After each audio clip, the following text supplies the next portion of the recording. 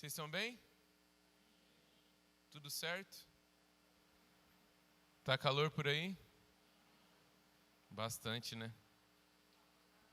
Aqui tá bastante também. Essa luz colabora. Gente, para quem não me conhece, prazer, eu sou Alessandro Matos, sou um dos pastores aqui dessa igreja. Alguém está visitando a gente pela primeira vez hoje? Que legal, sejam bem-vindos. Já que vocês vieram no último culto do ano, vem no primeiro também, ano que vem, tá bom? Vocês, para combinar. Eu estava compartilhando um pouco hoje de manhã, eu não sei de onde que eu vou começar especificamente.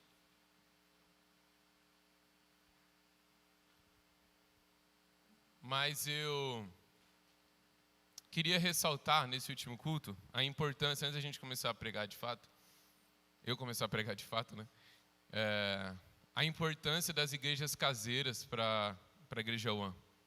Valeu, mano. Talvez você, ou muitos de nós, cultivam uma mentalidade de que eu frequentar a igreja, frequentar o culto, quer dizer, eu vir aqui na reunião de domingo, na reunião geral, eu sentar numa fileira atrás do meu irmão e ouvir uma boa palestra. Só que quando a gente está falando do coração da igreja, a gente está falando de igreja caseira, a gente está falando dos 242. Então, não tem como você participar da vida da igreja. Em termos de reunião, não existe uma reunião mais importante do que a reunião que acontece majoritariamente às quartas-feiras, né? Não tem um 242 que aconteça fora da quarta-feira. E eu entendo que existam problemas de tempo, talvez de trabalho, você não consegue realmente comparecer, mas é daquele lugar ali, a partir da igreja caseira, a partir do que Deus está fazendo nas casas, que nós construímos todo o resto do relacionamento e do que Deus está fazendo na nossa igreja como um todo. Não existe um outro ponto de partida para você. Não existe um outro lugar ao qual engajar se você não estiver engajado na igreja caseira. E a gente talvez cultive uma mentalidade ainda de vir ao culto, como eu disse, eu vir à palestra e eu saio daqui alimentado. Eu venho aqui para me sentir alimentado pela palavra do pastor. Só que a grande realidade é que pastor, eu não sei, acho que todo mundo sabe disso, que a palavra pastor, o ministério pastoral na Bíblia, ele é extraído de uma profissão que é o pastor de ovelhas, né? Ovelha, o bicho animal. E daí o cuidado pastoral extraído desse trabalho, desse labor do pastor que cuida das ovelhas, é atribuído ao ministério pastoral que a gente exerce aqui. Só que, gente, vir ao culto e me sentir alimentado pela palavra do pastor, está errado. De todo o coração. Porque é como se o pastor de ovelha estivesse sentando a ovelha numa cadeirinha e dando graminha na boca dela. Toma graminha, pasto verdejante. Já fui lá buscar, só colocar na boca. Se você vê um pastor dando comida na boca da ovelha, animal ovelha, quer dizer que aquela ovelha está doente, que ela está para morrer. E a gente precisa, talvez, muitos de nós precisem reconhecer que a gente ainda está nesse estado de dependência de que alguém venha dar comida na nossa boca. E o despertar para essa realidade, e o ponto de partida para o arrependimento é na igreja caseira. O pastor, ele não alimenta a ovelha, mas ele conduz a ovelha e aponta para onde tem comida para ela comer. Aqui tem pasto bom, vamos lá. E ele não só aponta, como ele conduz, ele vai junto, porque o pastor também é ovelha. Então, nem eu, nem o Davi, nem o Henrique, a gente não está aqui para dar comida eclesiástica, doutrinal na sua boca. Aqui a gente está para apontar, é aqui que tem pasto verdejante. Vamos juntos,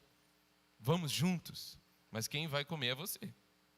Os líderes pastorais, eu queria inclusive que os líderes dos 242 colocassem de pé aqui de novo, igual eu fiz de manhã, cadê? Líderes de 242. Olha, essa galera toda aqui é líder de 242. Ju e Ivan lá atrás. Tem mais alguém? Se você quiser saber mais sobre igreja caseira, como é que faz para funcionar, ou para participar, para você fazer parte no ano que vem, não abrir mão disso, procurem esses varões e varoas valorosos. Amém? Uau, Rogério. Come on. Rogério, inclusive, que se formou na Escola One ontem. Quantos formandos da Escola One nós temos aqui nessa noite? E Galindo lá atrás. Karen. Valeu, galera, é nóis. Obrigado aí, gente. Obrigado pela paciência de vocês com todas as aulas. Fiquei muito feliz com a minha lembrancinha que eu ganhei ontem. Amassei já. Panetone, filho.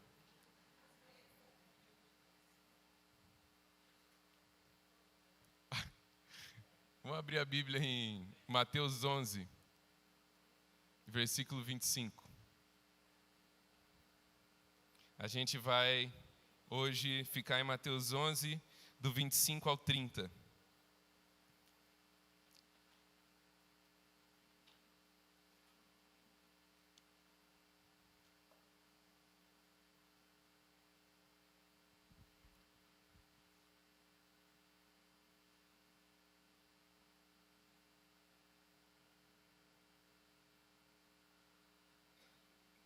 Acharam aí? Fala amém. Aleluia. Por aquele tempo, Jesus exclamou: graças te dou, ó Pai, Senhor do céu e da terra, porque escondestes essas coisas dos sábios e instruídos e as revelaste aos pequeninos. Sim, ó Pai, porque assim foi do teu agrado. Tudo me foi entregue por meu Pai. Ninguém conhece o Filho a não ser o Pai. E ninguém conhece o Pai a não ser o Filho, e aquele a quem o Filho o quiser revelar. Venham a mim, todos vocês que estão cansados e sobrecarregados, e eu vos aliviarei. Tomem sobre vocês o meu jugo, e aprendam de mim, porque sou manso e humilde de coração, e vocês acharão descanso para a sua alma. Porque o meu jugo é suave, e o meu fardo é leve. Pai, nós te damos graças, porque o Senhor nos reuniu aqui essa noite, e nós estamos reunidos ao redor da sua presença. Não existe nenhum outro motivo pelo qual nós nos reunimos aqui, a não ser vir até o Senhor e ver o Senhor e sermos alimentados pelo Senhor. O Senhor é o pão vivo, o Senhor é a água viva. Hoje, Senhor, nós vamos participar aqui do teu corpo e do teu sangue. Hoje, Senhor, por meio de uma refeição, nós vamos anunciar a tua morte até que o Senhor venha. E nós queremos vir até o Senhor hoje. Senhor, ilumina os olhos do nosso entendimento, para que nós possamos ver nessa noite. Mas mais do que isso, nos capacita a responder em obediência ao seu mandamento que diz: venham a mim. Nós queremos ir até o Senhor. Espírito Santo, nos concede sabedoria e revelação enquanto falamos do Filho. Filho revela quem o Pai é, o Pai tem o Filho, só o Pai conhece o Filho e o Filho conhece o Pai e todo aquele a quem Ele quiser revelar. Revela-nos o Pai nessa noite, Jesus. Apesar de mim, Senhor, fala conosco, transforma os nossos corações, muda as nossas vidas, nós temos fome do Senhor. Alinha, calibra as nossas afeições, nos orienta para onde o Senhor quer que nós caminhemos nesse ano que vai se iniciar. Nós contamos com a sua direção, a iluminação do teu Espírito através da palavra, em nome de Jesus, amém. O versículo 25 começa dizendo que por aquele tempo Jesus exclamou, e Jesus começa a orar aqui no versículo 25. Essa pregação, inclusive, ia ser uma pregação sobre oração, a pedido da Cristina. A Cristina me pediu para pregar sobre oração, não foi? Vai ficar para a próxima. Mas tem uma oração aqui, Jesus orando. E o Charles Spurgeon tem uma frase a respeito desse, principalmente do versículo 28 ao 30, que ele vai falar que em nenhum dos 89 capítulos dos 4 evangelhos é falado como se parece o coração de Jesus. Só esse texto diz como se parece o coração de Jesus. Sou manso e humilde de coração. Apesar de, nas orações de Jesus, a gente aprende muita coisa vendo ele orar em João 17. A gente vê ele orar em Mateus 6, quando ele ensina a orar, em Lucas 11. Em todas as orações de Jesus, nós estamos contemplando Deus, falando com Deus através de Deus. Só que aqui nesse texto a gente tem uma oração de Jesus que revela o coração dele, as intenções dele. E ele começa dizendo: graças te dou, ó Pai, Senhor dos céus e da terra, porque escondeste estas coisas. Olha só, Jesus começa a oração dele agradecendo a Deus, dando graças a Deus, porque ele escondeu certas coisas. A pergunta é: que coisas são essas que o Pai escolheu esconder? E como que a gente faz para saber que coisas são essas? A gente precisa voltar no versículo 20. Vem comigo no versículo 20. Para que a gente entender quais são essas coisas que o Pai escondeu e que Jesus está dando graças porque ele escondeu. Então Jesus começou a repreender as cidades nas quais ele tinha feito muitos milagres, pelo fato de não terem se arrependido. Vamos lá, Jesus estava repreendendo certas cidades pelo fato de elas não terem se arrependido. A responsabilidade de arrependimento era de quem então? De Jesus? De quem? Das cidades. Ai de você, Corazim. Ai de você, Betsaida. Porque se em Tiro e em Sidom, se tivessem operado os milagres que foram feitos em vocês, há muito que elas teriam se arrependido com pano de saco e cinza. Mas eu digo a vocês que no dia do juízo haverá menos rigor para Tiro e Sidom do que para vocês. E você, Cafarnaum, você pensa que vai ser levado até o céu? Será jogado, no entanto, no inferno. Porque se em Sodoma se tivessem operado os milagres que foram feitos em você, ela teria permanecido até o dia de hoje. Mas eu digo a vocês que no dia do juízo haverá menos rigor para a terra de Sodoma do que para você. Jesus está repreendendo 3 cidades aqui, que é Tiro, Sidom e... Jesus. Corazim, Betsaida e Cafarnaum. Corazim, Betsaida e Cafarnaum. Falando: olha, se eu tivesse realizado em vocês, Corazim, Betsaida e Cafarnaum, ou se eu tivesse realizado em Tiro, Sidom e Sodoma, os milagres que eu realizei em vocês, elas teriam se arrependido. E logo em seguida ele começa a fazer uma oração dando graças, porque foi do agrado de Deus esconder essas coisas. Foi do agrado de Deus. Que Jesus está orando, dando graças a Deus, dando graças ao Pai, que foi do agrado dele esconder feitos miraculosos que poderiam ter conduzido Tiro, Sidom e Sodoma ao arrependimento. Ao mesmo tempo em que Jesus está falando que é responsabilidade das cidades, que elas não se arrependeram ao ver os sinais miraculosos que ele realizava, ele dá graças a Deus, porque se esses sinais tivessem sido feitos nessas outras cidades, Tiro, Sidom e Sodoma, elas teriam se arrependido com pano de saco e cinza.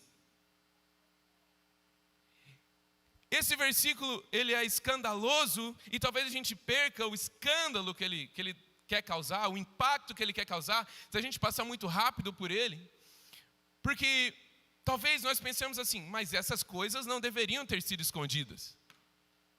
Afinal, é muito mais vantajoso que Tiro, Sidom e Sodoma tivessem se arrependido. Por que Jesus está dando graças a Deus? Porque Ele escolheu esconder sinais miraculosos que conduziriam Tiro, Sidom e Sodoma ao arrependimento. Isso não tem lógica, porque talvez mais pessoas tivessem ouvido falar do Messias vindouro, que o Messias estava vindo, mais pessoas ouviriam falar de Yahvé, mais pessoas temeriam o nome do Senhor. Só que se nós pensamos isso, e nós podemos pensar, quando a gente lê, nós precisamos ser sinceros com o que a gente sente, com o que a gente pensa quando a gente lê a Bíblia, mas nós estamos afirmando que o nosso senso de justiça e a nossa sabedoria, ao executar o plano de Deus, é maior do que a do próprio Deus. Afinal, a gente está falando o seguinte: Senhor, eu acho que não foi muito sábio o Senhor esconder essas coisas de Tiro, Sidom e Sodoma. Não é mais vantajoso que elas tivessem se arrependido? Mas o escândalo e o assombro do que está sendo explicado aqui é que Deus é soberano. Deus é soberano e Ele é soberano na obra da salvação. A soberania de Deus é espantosa, a soberania de Deus é assombrosa, porque ela tira o controle das nossas mãos. Na realidade, ela demonstra que o controle nunca esteve nas nossas mãos. E quando a gente repara que o controle nunca esteve nas nossas mãos,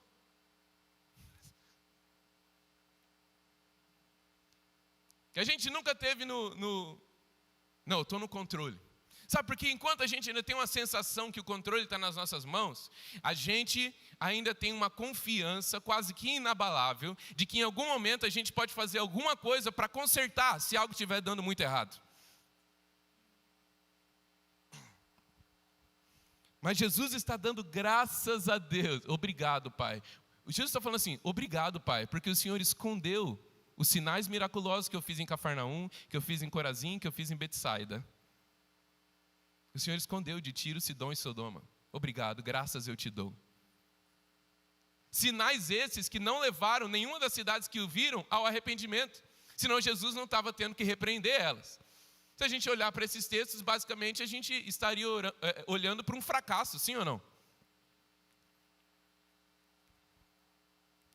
E Jesus fala assim que graças te dou porque o Senhor escondeu essas coisas dos sábios e instruídos e as revelaste aos pequeninos. Pequeninos aqui é crianças. Deus escolheu revelar essas coisas às crianças, ou aos que são como crianças. Sim, ó Pai, porque assim foi do teu agrado. A pergunta é: por que Deus fez isso? Por que Deus escolheu esconder essas coisas, esses sinais e obras que conduzem ao arrependimento dos sábios e dos instruídos? E por que Ele escolheu revelar isso àqueles que são como crianças? Aqui, crianças, está denotando alguém que não tem capacidades próprias. Não tem capacidade própria para tomar uma iniciativa. A criança, ela depende que outro tome a iniciativa por ela.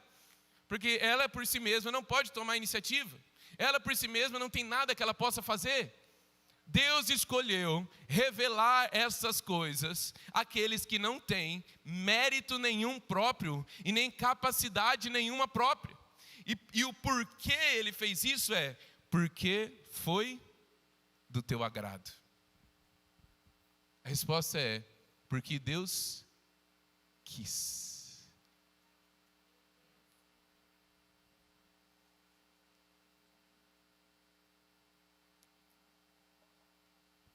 Por que Deus faz as coisas como Ele faz?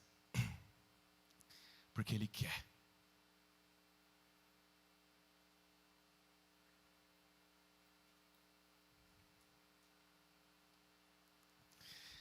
Pai, porque foi do teu agrado. A gente consegue...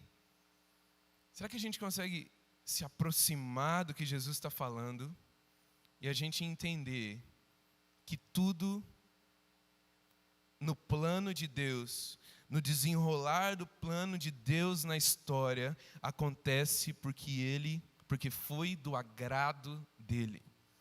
Inclusive, a coisa mais terrível que alguém pode imaginar, que é o próprio Filho de Deus, que é Deus, sendo pregado numa cruz e morrendo naquela cruz.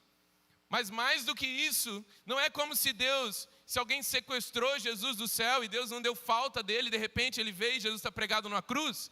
Mas Isaías 53 fala que foi do agrado de Deus esmagá-lo, moê-lo e fazê-lo enfermar. Deus, o Pai, não foi um participante passivo na obra da cruz.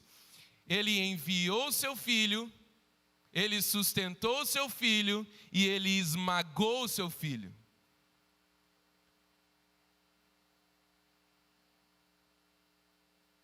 Porque foi do seu agrado. Porque ele quis. Deus é soberano assim. Deus é soberano, muito soberano, totalmente soberano. Ele é soberano de verdade. E Deus é soberano na obra da salvação. Olha como que o versículo continua. Versículo 27. Tudo me foi entregue por meu Pai. Ninguém conhece o Filho a não ser o Pai. E ninguém conhece o Pai a não ser o Filho e aquele a quem o Filho quiser revelar.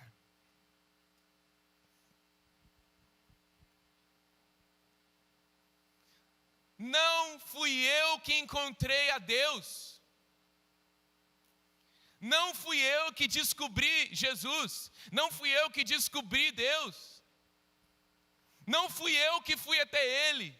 Não fui eu que, dentro das minhas pesquisas, durante as minhas pesquisas, de repente, falei assim, nossa, eu acho que é uma coisa muito legal crer no Evangelho. Eu acho que é uma coisa muito legal virar crente de verdade. Há 10 anos atrás, no dia 4 de dezembro de 2013, a meio-dia, eu estava descendo as águas do batismo. Fazem 10 anos, eu sou uma criança de 10 anos. Faz 10 anos que eu nasci de novo. Pietro, faz quanto tempo?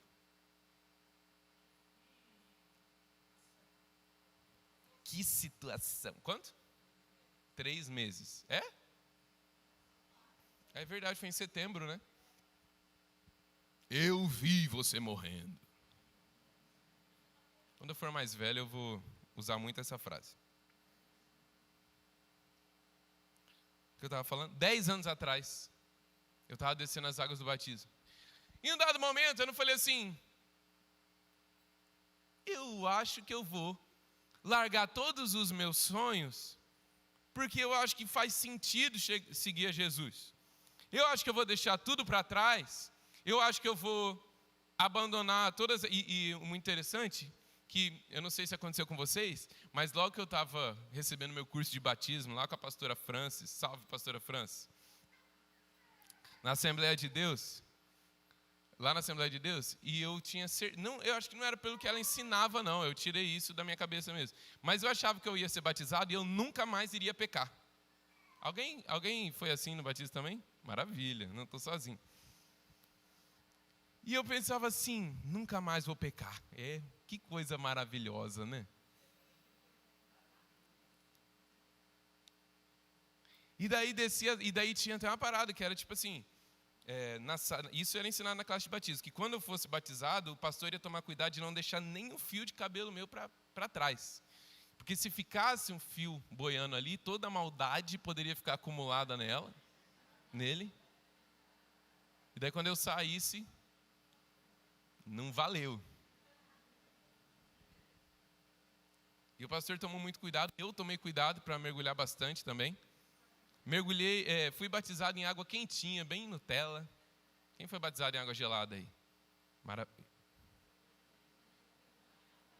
Quem foi batizado em água quente? Vamos lá, só os Nutelão.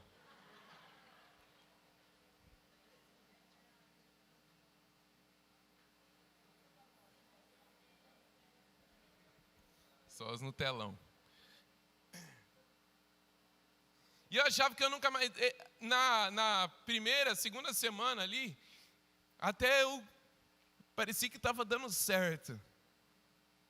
De repente eu descobri o que o Lutero descobriu também, que ele falou assim: achei que o velho homem tinha morrido nas águas do batismo, mas descobri que ele sabe nadar. E agora eu tenho que matar ele todo dia. Eu descobri isso, acho que você descobriu também, né? Que você não é glorificado nas águas do batismo. Só que num dado momento, eu não falei assim: eu vou conhecer a Jesus, eu vou ser um amigo de Jesus, eu vou até Jesus. Não fui eu que fui até Ele, não fui eu que descobri Ele, não fui eu que trilhei uma jornada até chegar à possibilidade do conhecimento de Deus ou ao próprio conhecimento de Deus. Aqui está falando que o Pai foi aquele que escolheu esconder, e o Filho é o único que conhece o Pai, e o Pai é o único que conhece o Filho.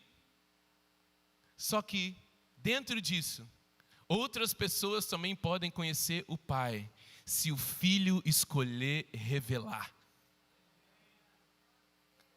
O único motivo de alguém escolher seguir a Cristo não foi porque você o escolheu, mas porque antes foi do agrado de Deus, foi do agrado do Filho. Ele quis revelar o Pai a você.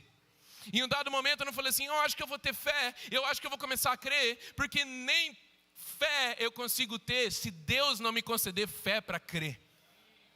Nem me arrepender eu consigo me arrepender se Deus não me conceder arrependimento. Eu preciso de Deus para crer em Deus. Eu preciso de Deus para ir até Deus.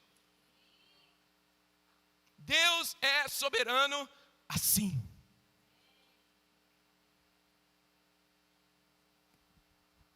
A quem o Filho quiser revelar.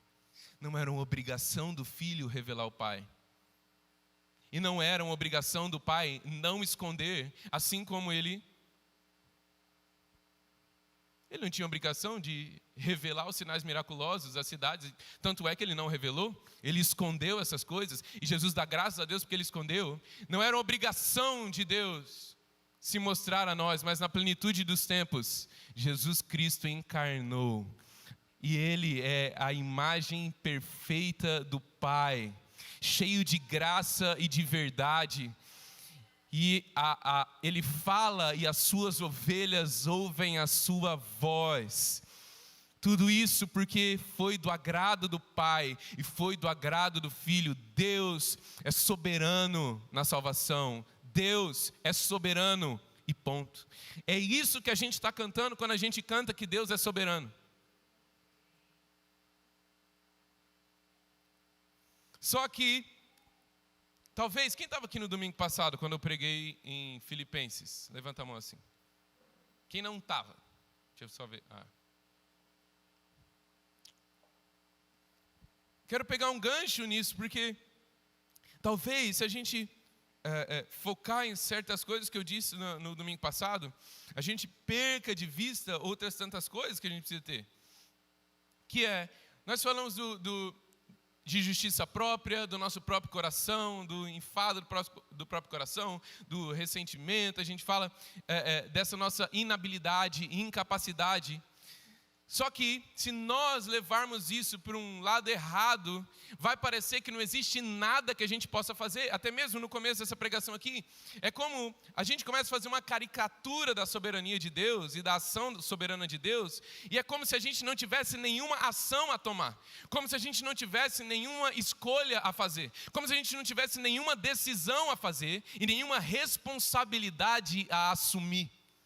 Só que soberania de Deus e responsabilidade humana não se anulam. Essas cidades que não se arrependeram ao ver os sinais, as obras de justiça de Jesus, não foi porque elas estavam assim: eu queria tanto crer, eu amo tanto Jesus, mas eu não sou eleito. Ai, não deu.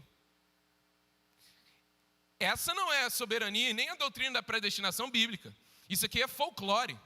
Essa noção de predestinação e de soberania e saci pererê é a mesma coisa.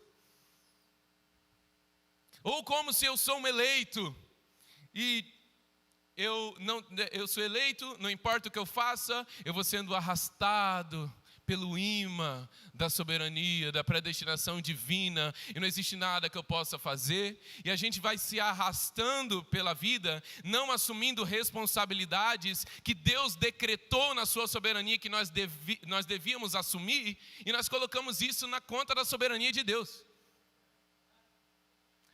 Alguém já assistiu um daqueles filmes que fala, que tem uma premissa de predestinação? Que tipo assim, não importa o que o protagonista fizer, o que o elenco lá, os personagens fizerem, o destino já está traçado. Então você está fazendo tudo de acordo com que o destino... Então, isso é o tal do destino. Isso não é Bíblia, gente. Isso não é doutrina bíblica. E a gente não pode deixar que a cultura dite o que é a doutrina. Nós precisamos conhecer a doutrina para que a gente possa, nas nossas lentes pelas quais nós enxergamos a realidade, corrigir aquilo de errado que nós vimos na cultura. Está entendendo? Então você vai assistir Caverna do Dragão. Cara, aqueles meninos nunca vão sair de lá, está tudo escrito. Não tem como fugir. Então não importa o que a gente faça, e a gente comete vez após vez, e arraiga na nossa vida o pecado da preguiça, e coloca isso na conta da soberania de Deus. Só que a grande realidade é que a gente não quer fazer nada. A gente não quer se deparar com a realidade de que existe uma decisão que nós precisamos tomar. O John Piper, que é um pastor calvinista, e geralmente essas atribuições folclóricas à doutrina da predestinação é colocado na conta do calvinismo também, né? E o John Piper, que é um dos meus pastores favoritos, pregadores favoritos, teólogos favoritos, homens de Deus favoritos, seres humanos favoritos.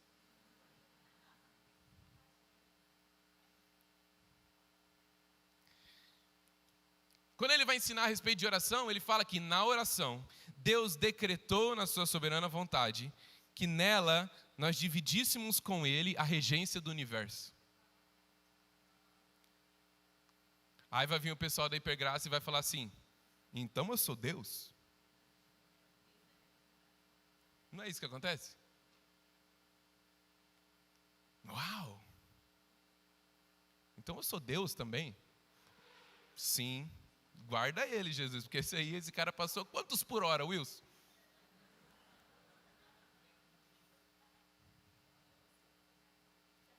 Só a soberania de Deus para guardar ele, tá, filho? O pessoal do vídeo não entendeu nada. Passou um rapaz aqui numa Pop 100, numa velocidade absurda.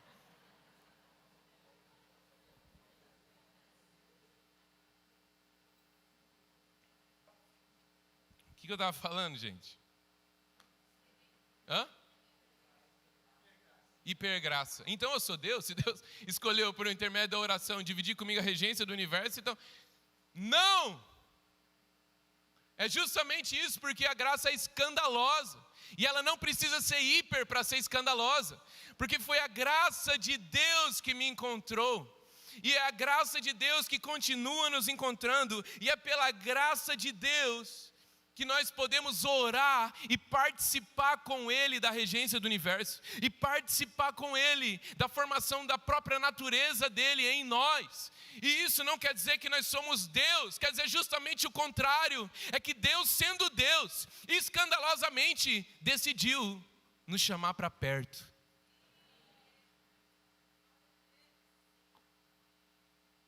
Nós, e mais do que chamar para perto, escolheu que as nossas orações fizessem com que as coisas acontecessem de forma que elas não aconteceriam se nós não orássemos. E Ele continua soberano. E nós continuamos pó.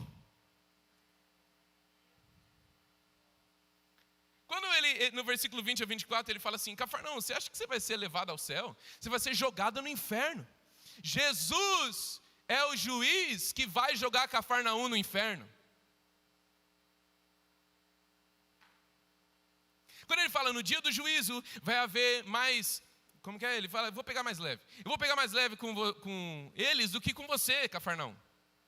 É ele. Ele não está terceirizando aqui não. Ele vai fazer isso. Ele vai estar sentado naquele trono. Ele vai estar lá. É diante dele que nós vamos comparecer no juízo final.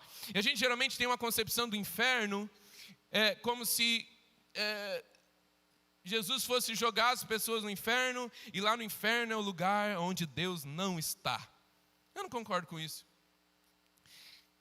O inferno é o lugar onde Deus não se manifesta com o seu amor, com a sua graça e com a sua misericórdia, mas Ele está lá, na plenitude da sua ira. Em Apocalipse 14, quando fala do anticristo e do falso profeta, que eles vão ser lançados, fala que eles serão atormentados diante dos santos anjos e do Cordeiro. Na presença do Cordeiro. E é incrível aqui que João no Apocalipse faz questão de não usar eles serão atormentados diante do leão. Essa face, não, é diante do Cordeiro. Eles vão ser atormentados diante daquele que foi pregado na cruz. Ele vai ser o atormentador do inferno.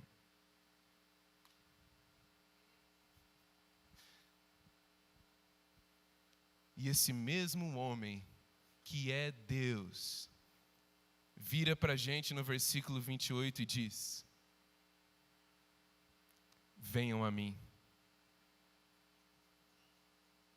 Venham a mim, todos vocês que estão cansados, todos vocês que estão sobrecarregados, e eu os aliviarei. Aqui a gente tem um equilíbrio, vocês estão comigo?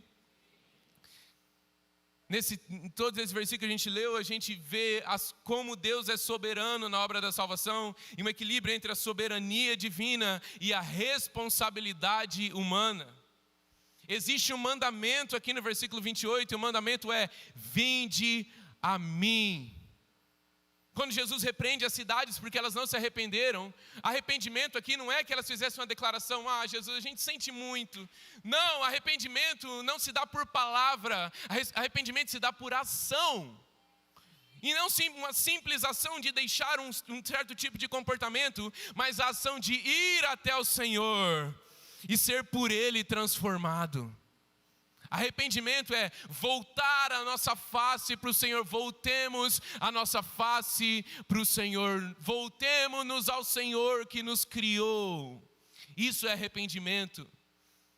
Jesus não queria que eles fossem assertivos nas palavras dele, falassem as palavras certas. Jesus queria que Cafarnaum, que Corazim, que Betsaida viessem até ele para receber dele vida.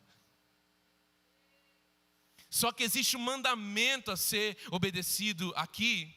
Não é como se a gente fosse atraído pelo imã espiritual. Existe uma decisão a ser chamada aqui. E o convite nessa noite é: quem virá ao Senhor?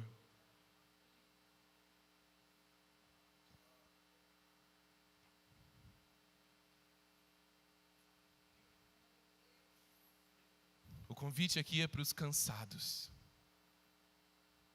O convite aqui é para os sobrecarregados. E ele continua dizendo: tomem sobre vocês o meu jugo e aprendam de mim, porque sou manso e humilde de coração. E vocês acharão descanso para a sua alma, porque o meu jugo é suave e o meu fardo é leve.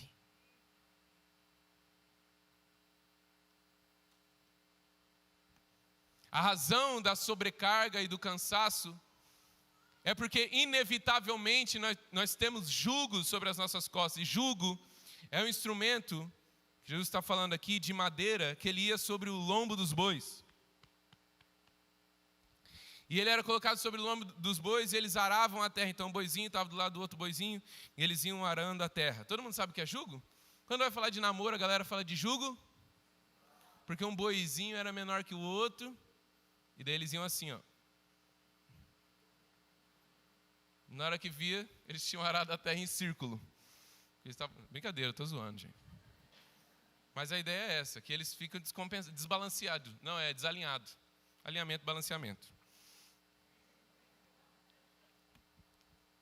O jugo é essa viga de madeira no lombo dos bois. E Jesus está chamando gente que esse jugo ele é pesado. Esse jugo está causando uma sobrecarga. E no caso, os bois são a gente.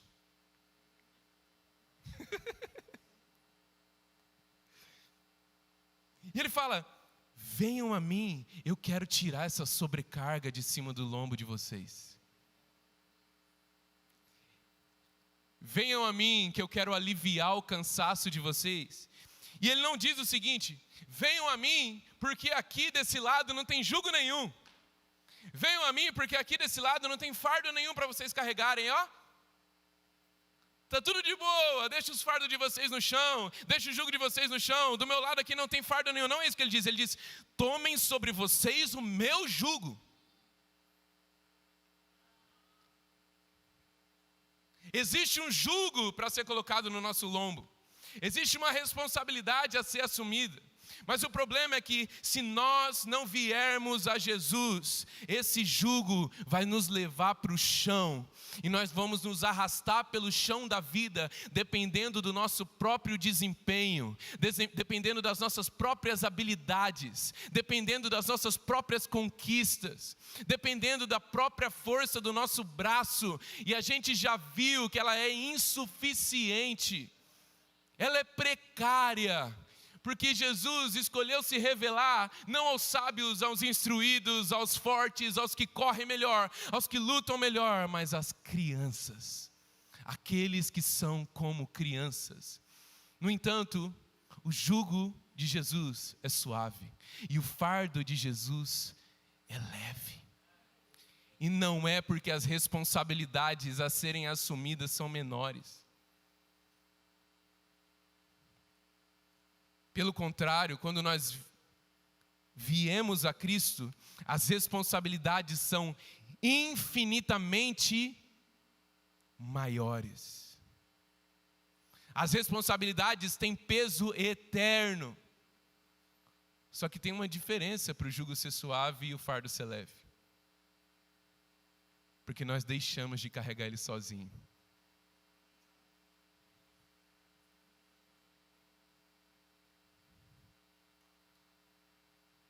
Porque a ideia de que era a minha própria força que estava me fazendo carregar esse jugo e esse fardo foi lançada ao chão no momento em que eu olhei para o lado e tinha um homem manso e humilde.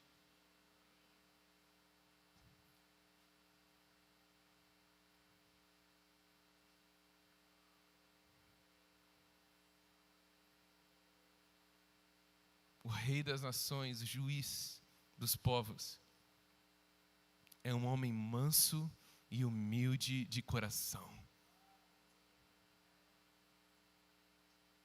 E o alívio do fardo é porque nós estamos carregando junto com ele. E só a partir dele é possível. Essa mansidão e essa humildade aqui não devem ser confundidas com outra coisa. A mansidão de Jesus e a mansidão para a qual a Bíblia nos chama, porque Jesus está falando que tudo, no versículo 27, tudo me foi entregue por meu Pai. Jesus não é um reacionário, Jesus não é um conquistador no sentido de ser um revolucionário. Jesus não toma as coisas. Está falando que tudo foi entregue a Ele pelo Pai. É a mesma coisa que Ele vai falar em João 13, falando assim: sabendo que todo o poder lhe havia sido dado nos céus e na terra, tomou uma toalha, amarrou na cintura e começou a lavar os pés dos discípulos. Jesus não é reacionário, Ele não é um revolucionário, Ele não é um arruaceiro, Ele é um herdeiro.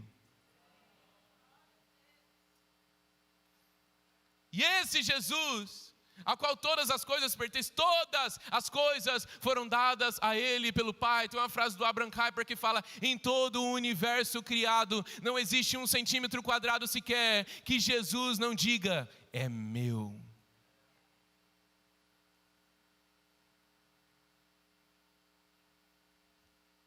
No Sermão do Monte, Jesus, o manso e humilde, vai falar que os mansos é que herdarão a terra. Não os conquistadores, não os que correm melhor, não os que têm mais capacidade, mas os mansos, que são mansos assim como ele. Só que a gente não pode confundir aqui mansidão com frouxidão. Mansidão não é frouxidão. A virtude da mansidão não é a tibieza. E o que quer dizer tibieza? É uma anemia, é um senso de passividade diante das coisas. Isso não é ser manso.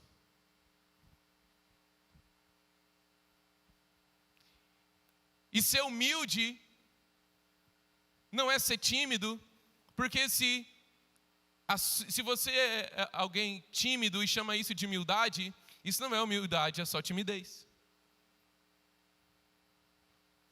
Jesus é manso não porque ele não tem nada que ele possa fazer.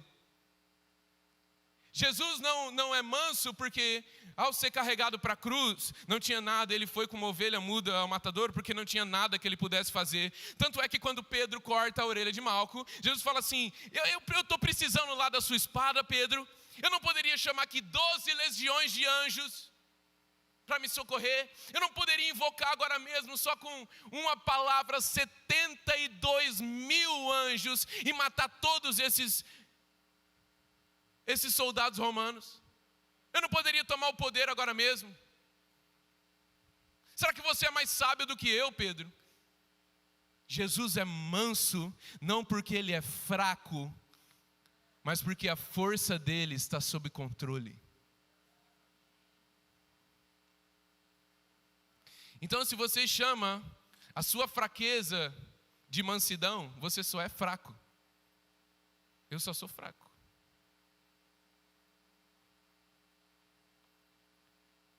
Tem um psicólogo chamado Jordan Peterson, que eu gosto muito do que ele escreve, do que ele fala.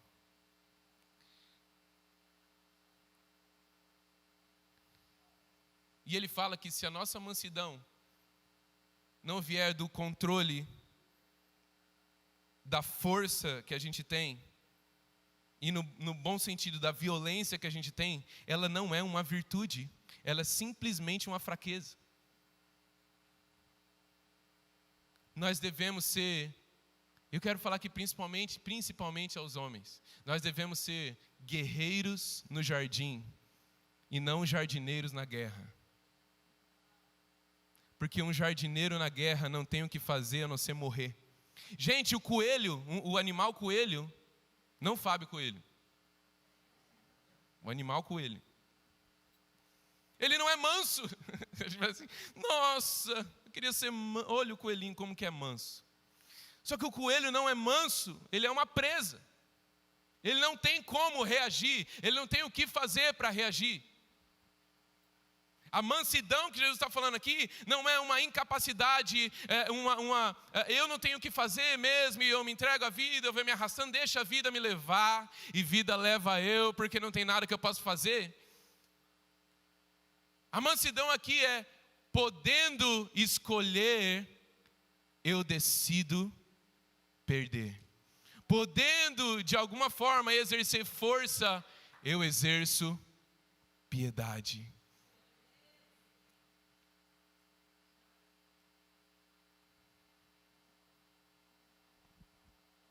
Jesus não estava sendo levado para a cruz como ovelha muda ao matador porque ele não podia fazer nada.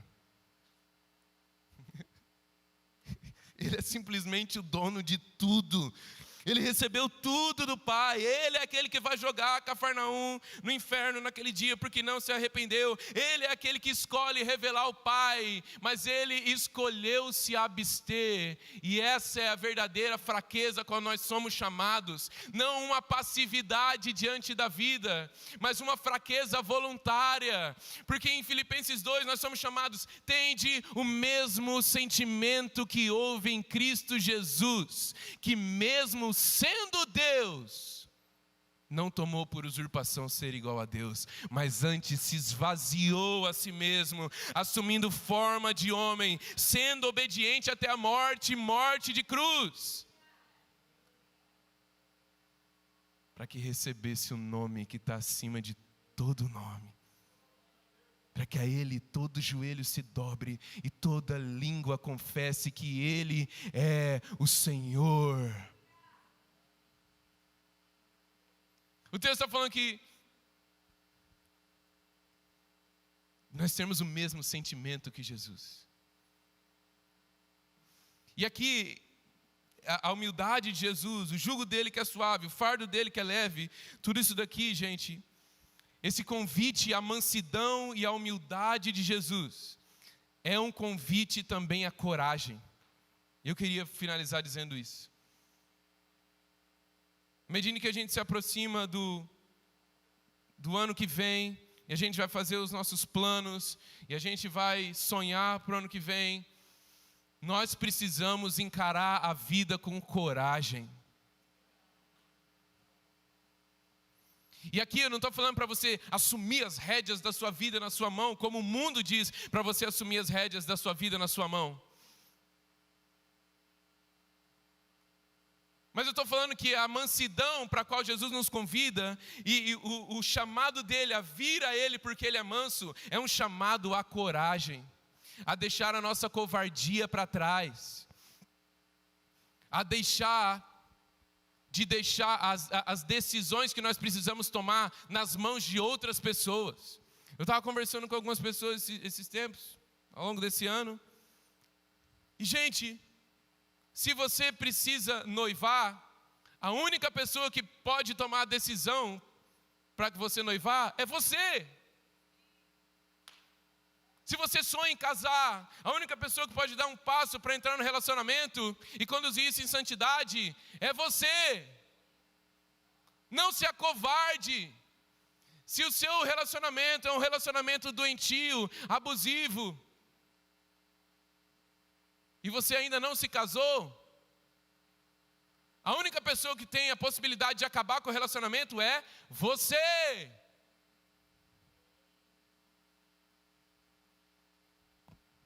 Se o seu casamento está indo por água abaixo, a única pessoa que tem a responsabilidade de pedir ajuda, mesmo que você não saiba o que fazer, é você. Até quando você vai esconder isso dos outros?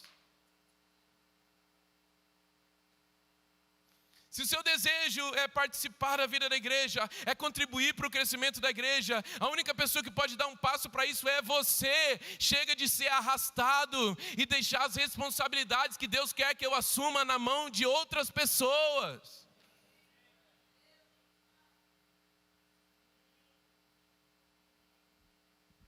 Isso, a santidade precisa alcançar cada aspecto da nossa vida. Sabe, gente, a gente precisa deixar que a santidade de Deus, que essa coragem atinja os nossos corpos físicos. Não estou falando que você precisa ser bombado.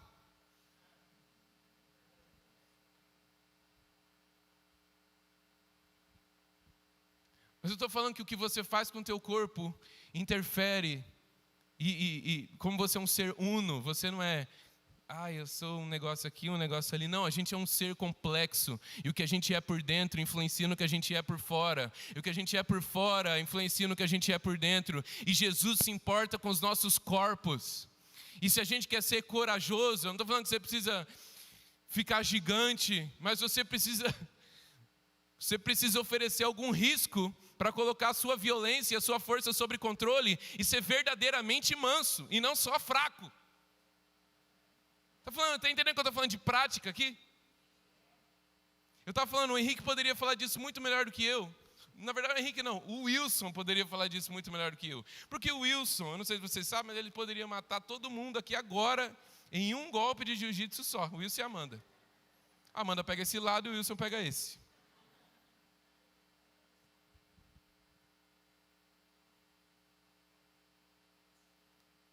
Só que a gente está falando hoje do jiu-jitsu, por exemplo. É força sobre controle. Ele sabe que ele pode, se alguém arrumar briga com ele na rua, ele sabe que ele pode matar aquele cara. Então, ele vai usar a força dele sobre controle. Ele vai exercer mansidão. Estava falando com os meninos ali fora hoje de manhã. Ele falou assim, cara, quando você estava falando isso, eu lembrei. Começamos a contar a história, né? Um primo meu, o cara começou a bater nele com um pedaço de madeira. E ele armado, polícia, só acalmou o cara, foi defendendo dos golpes de madeira que o cara estava dando. E ele poderia ter matado o cara, não ia dar nada. E eu lembrei de você falando isso. Isso é verdadeiramente exercer mansidão.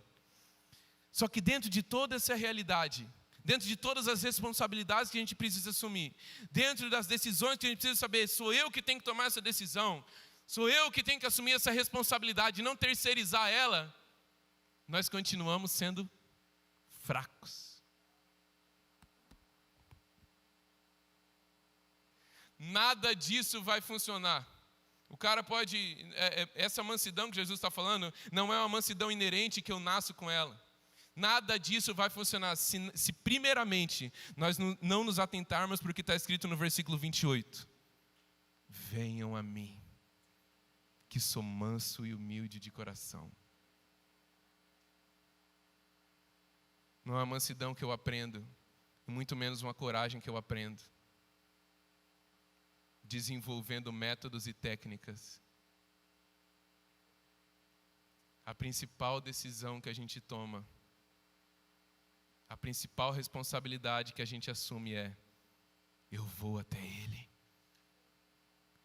Porque em um dado momento Ele mesmo me fez ver Deus como belo, como desejável, como tudo que eu preciso.